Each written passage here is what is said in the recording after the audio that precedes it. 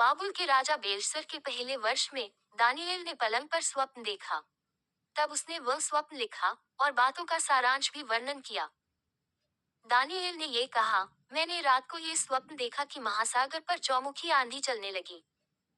तब समुद्र में से चार बड़े बड़े जंतु, जो एक दूसरे से भिन्न थे, निकल आए। पहला जंतु सिंह के समान था और उसके पंख उकाब के से थे। और मेरे देखते देखते उसके पंखों के पर नोचे गए और वह भूमि पर से उठाकर मनुष्य की नाई पांवों के बल खड़ा किया गया और उसको मनुष्य का हृदय दिया गया। फिर मैंने एक और जंतु देखा जो रीछ के समान था और एक पांजों के बल उठा हुआ था और उसके मुंह में दांतों के बीच तीन पसुली थी और लोग उससे कह रहे थे, उठकर बहुत मांस खा। इसके बाद मैंने दृष्टि की और देखा कि चीते के समान एक और जंतु है जिसकी पीठ पर पक्षी के से चार पंख हैं और उस जंतु के चार सिर थे और उसको अधिकार दिया गया। फिर इसके बाद मैंने स्वप्न में दृष्टि की और देखा कि एक चौथा जंतु है जो भयंकर और डरावना और बहुत सामर्थी है और उसके बड़े बड़े लोहे के दांत हैं। वह सब कुछ खा डालता है और चूर चूर करता है और जो बच जाता है उसे पैरों से रौंदता है। और वह सब पहले जंतुओं से भिन्न है और उसके 10 सींग हैं। मैं उन सींगों को ध्यान से देख रहा था तो क्या देखा कि उनके बीच एक और छोटा सा सींग निकला और उसके बल से उन पहले सींगों में से तीन उखाड़े गए। फिर मैंने देखा कि इस सींग में मनुष्य की सी आंखें और बड़ा बोलने वाला मुंह भी है। मैंने देखते देखते अंत में क्या देखा कि सिंहासन रखे गए और कोई अति प्राचीन विराजमान हुआ। उसका वस्त्र हिमसा उजला और सिर के बाल निर्मल ऊन सरीखे थे। उसका सिंहासन अग्नि में और उसके पहिए धधकती हुई आग के से देख पड़ते थे। उस प्राचीन के सम्मुख से आग की धारा निकल कर बह रही थी। फिर हजारों हजार लोग उसकी सेवा टहल कर रहे थे और लाखों लाख लोग उसके सामने हाजिर थे। फिर न्याय बैठ गए और पुस्तकें खोली गईं। उस समय उस सीन का बड़ा बोल सुनकर मैं देखता रहा और देखते देखते अंत में देखा कि वह जंतु घात किया गया और उसका शरीर धधकती हुई आग में भस्म किया गया और रहे हुए जंतुओं का अधिकार ले लिया गया, परंतु उनका प्राण कुछ समय के लिए बचाया गया। मैंने रात में स्वप्न में देखा और देखो, मनुष्य की संतान सा कोई आकाश के बादलों समेत आ रहा था और वह उस अति प्राचीन के पास पहुंचा और उसको वे उसके समीप लाए। तब उसको ऐसी प्रभुता, महिमा और राज्य दिया गया कि देश देश और जाति जाति के लोग और भिन्न भिन्न भाषा बोलने वाले सब उसके अधीन हो। उसकी प्रभुता सदा तक अटल और उसका राज्य अविनाशी ठहरा। और मुझ दानिएल का मन विकल हो गया और जो कुछ मैंने देखा था उसके कारण मैं घबरा गया। तब जो लोग पास खड़े थे उनमें से एक के पास जाकर मैंने उन सारी बातों का भेद पूछा। उसने ये कहकर मुझे उन बातों का अर्थ बताया। उन चार बड़े बड़े जंतुओं का अर्थ चार राज्य हैं जो पृथ्वी पर उदय होंगे, परंतु परम प्रधान के पवित्र लोग राज्य को पाएंगे और युगानुयुग उसके अधिकारी बन रहेंगे। तब मेरे मन में यह इच्छा हुई कि उस चौथे जंतु का भेद भी जान लूं जो और तीनों से भिन्न और अति भयंकर था और जिसके दांत लोहे के और नख पीतल के थे। वह सब कुछ खा डालता और चूर चूर करता और बचे हुए को पैरों से रौंद डालता था।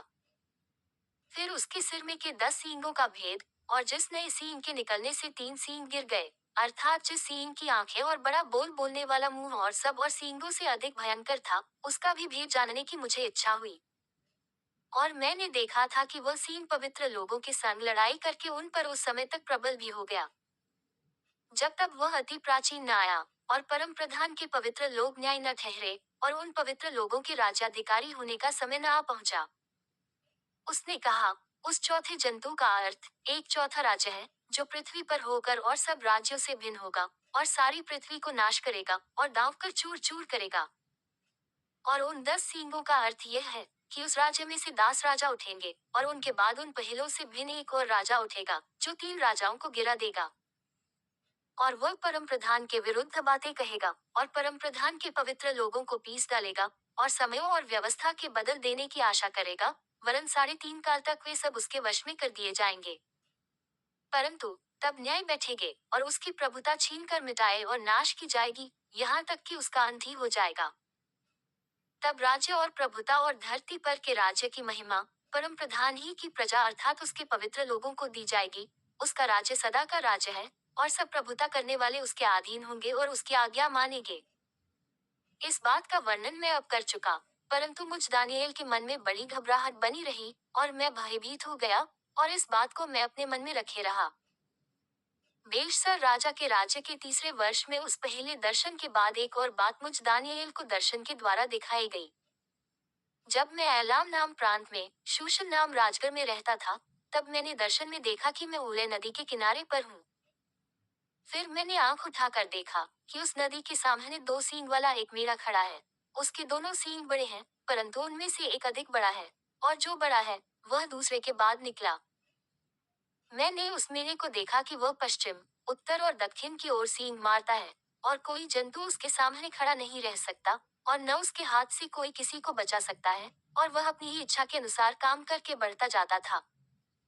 मैं सोच ही रहा था, तो फिर क्या देखा कि एक बकरा पश्चिम दिशा से निकलकर सारी पृथ्वी के ऊपर ऐसा फिरा कि चलते समय भूमि पर पाँव न छुआया, और उस बकरे की आंखों के बीच एक देखने योग्य सींग था। वह उस दो सींग वाले मेढ़े के पास जाकर, जिसको मैंने नदी के सामने खड़ा देखा था, उस पर चलकर अपने पूरे बल से लपका। मैंने देखा कि वह मेढ़े के निकट आकर उस पर झुंझलाया, और मेढ़े को मारकर उसके दोनों सींगों को तोड़ दिया, और उसका सामना करने को मेढ़े का कुछ भी वश न चला। तब बकरे ने उसको भूमि पर गिराकर रौंद डाला, और मेढ़े को उसके हाथ से छुड़ाने वाला कोई न मिला। तब बकरा अत्यंत बड़ाई मारने लगा, और जब बलवंत हुआ, तब उसका बड़ा सींग टूट गया, और उसकी संति देखने योग्य चार सींग निकलकर चारों दिशाओं की ओर बढ़ने लगे। फिर इनमें से एक छोटा सा सींग और निकला, जो दक्षिण, पूरब और शिरोमणि देश की ओर बहुत ही बढ़ गया। वह स्वर्ग की सेना तक बढ़ गया, और उसमें से और तारों में से भी कितनों को भूमि पर गिराकर रौंद डाला। वरन वह उस सेना के प्रधान तक भी बढ़ गया, और उसका नित्य होमबलि बंद कर दिया गया, और उसका पवित्र वास स्थान गिरा दिया गया। और लोगों के अपराध के कारण नित्य होमबलि के साथ सेना भी उसके हाथ में कर दी गई, और उस सींग ने सच्चाई को मिट्टी में मिला दिया, और वह काम करते करते सफल हो गया।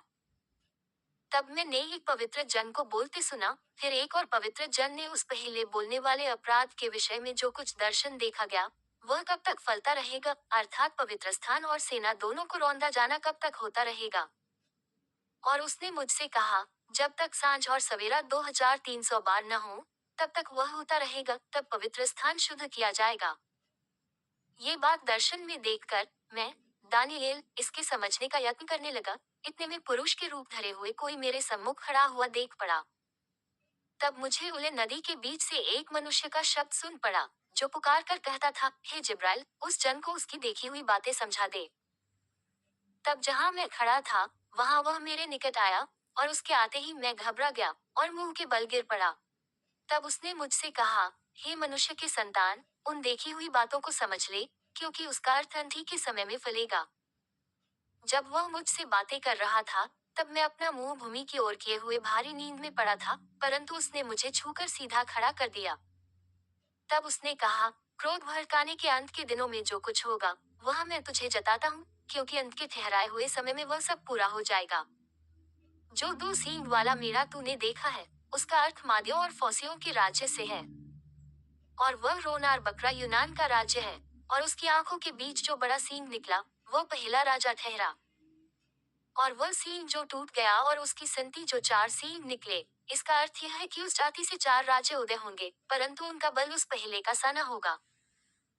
और उन राज्यों के अंत समय में जब अपराधी पूरा बल पकड़ेंगे, तब क्रूर दृष्टि वाला और पहेली बूझने वाला एक राजा उठेगा।